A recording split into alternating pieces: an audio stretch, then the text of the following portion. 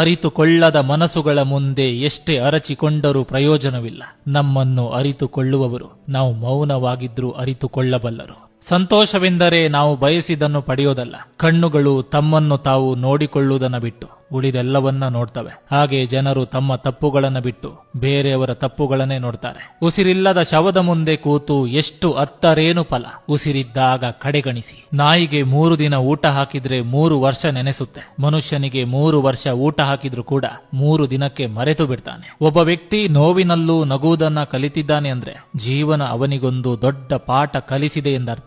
ಜ್ಞಾನ ಮತ್ತು ಬುದ್ಧಿವಂತಿಕೆಯ ಜೊತೆಗೆ ಹೃದಯವಂತಿಕೆ ಇದ್ದರೆ ಮಾತ್ರ ಆ ವ್ಯಕ್ತಿ ಪರಿಪೂರ್ಣ ಎನಿಸಿಕೊಳ್ತಾನೆ. ಹೇ ಮರುಳ, ನಿನ್ನಲ್ಲಿ ಎಷ್ಟೇ ಹಣ, ಆಸ್ತಿ, ಅಂತಸ್ತು ಇದ್ದರೂ ಆ ಭಗವಂತನನ್ನ ನೀನು ಕೊಂಡುಕೊಳ್ಳಲಾರೆ. ಅವನು ಒಲಿಯುವುದು ಭಕ್ತಿಗೆ ವಿನಾ ಹಣಕ್ಕಲ್ಲ.